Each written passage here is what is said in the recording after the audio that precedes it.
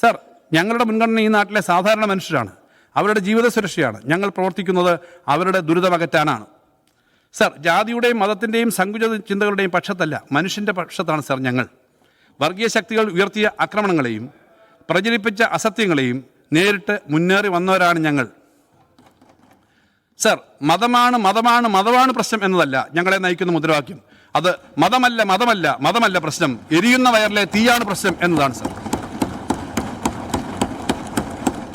Sir, 1 കോടി മനുഷ്യരിലേക്ക് എത്തുന്ന സാമൂഹ്യ സുരക്ഷാ ധനസഹായങ്ങളും 5 ലക്ഷം മനുഷ്യർക്ക് കിടപ്പാടവും 1 കോടിയിലധികം പേർക്ക് സൗജന്യ ചികിത്സയും അതിദാരിദ്ര്യത്തിൽ നിന്ന് മോചനവും കടക്കണിയിൽ വീണവർക്ക് കിടപ്പാടം സംരക്ഷിച്ചു കൊടുക്കലും സർക്കാർ പള്ളിക്കൂടങ്ങളും സർക്കാർ ആശുപത്രികളും മികച്ചതാക്കലുമാണ് ഞങ്ങൾ ഏറ്റെടുത്തത്. അത് ഞങ്ങളുടെ രാഷ്ട്രീയമാണ് സർ. ആ രാഷ്ട്രീയം ഓരോ നിശ്വാസത്തിലും ഞങ്ങൾ ഉയർത്തിപ്പിടിക്കുന്നുണ്ട് സർ.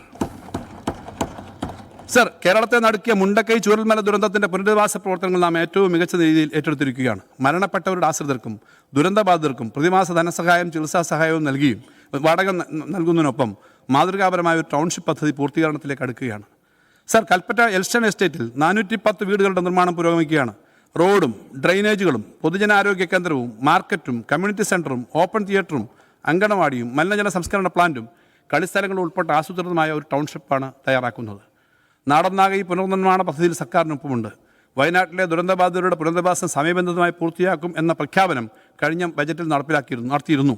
സർ, ആ വാക്ക് പാലിക്കുകയാണ്. ഫെബ്രുവരി 3-ാം വാരത്തോടെ ആദ്യ ബാച്ച് വീടുകൾ അർഹരായവർക്ക് കൈമാറുകയാണ്.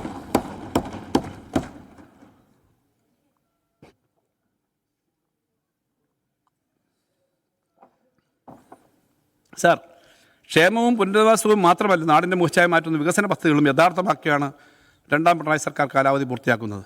സർ, കേരളത്തിൻ്റെ തെക്ക് വടക്ക് ദേശീയപാതയുടെ NH-66 നിർമ്മാണം ദ്രുതഗതിയിൽ പുരോഗമിക്കുകയാണ് സർ. ഇന്ത്യയിൽ ആദ്യമായി ദേശീയപാതയുടെ ഭൂമി ഏറ്റെടുത്ത ചെലവിൻ്റെ 25% 5580 കോടി രൂപ നൽകിയ സർക്കാരാണ് നമ്മുടേത്. UDFൻ്റെ കാലത്ത് അസാധ്യമെന്ന് വിലയിരുത്തി ഉപേക്ഷിക്കപ്പെട്ട ഈ പദ്ധതിയുടെ ഓഫീസ് പൂട്ടി ദേശീയപാത അധികൃതർ മടങ്ങിപ്പോയിരുന്നു. പിണറായി വിജയൻ സർക്കാരിൻ്റെ ഇച്ഛാശക്തിയുടെ വികസന കാഴ്ചപ്പാടിൻ്റെയും ഭരണമികവിൻ്റെയും അഭിമാന പ്രതീകമാണ് ഈ ദേശീയപാത. കേരളത്തിൻ്റെ വരും തലമുറകൾ പിണറായി വിജയനെയും ഇടത് സർക്കാരിനെയും അഭിമാന പുരസ്സരം നോക്കിക്കാണും എന്ന് ഞങ്ങൾക്ക് ഉറപ്പാണ്. സർ, ഭാവി കേരളത്തിൻ്റെ വികസന ചക്രവാളം തുറന്നാണ് വിഴിഞ്ഞം പദ്ധതി യാഥാർത്ഥ്യമായത്. വിസ്മയകരമായ വികസനം വിഴിഞ്ഞത്തിലൂടെ കേരളത്തിലെത്തും. നാളിതുവരെ വിഴിഞ്ഞം തുറമുഖത്ത് നങ്കൂരമിട്ടത് 611 ചരക്ക് കപ്പലുകളാണ്.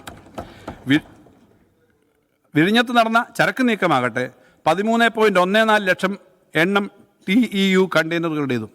സർ, വിഴിഞ്ഞം പദ്ധതിയുടെ 2ാം ഘട്ട പ്രവർത്തനങ്ങളുടെ ഉദ്ഘാടനം 2026 ജനുവരി 24 മുഖ്യമന്ത്രി നിർവഹിച്ചു. 2024 പൂർത്തിയാക്കാൻ വിഭാവനം ചെയ്തിരുന്ന പ്രവർത്തനങ്ങളാണ് 17 വർഷം മുമ്പ് തന്നെ പൂർത്തീകരിക്കാൻ സർക്കാർ തീരുമാനിച്ചിട്ടുള്ളത്.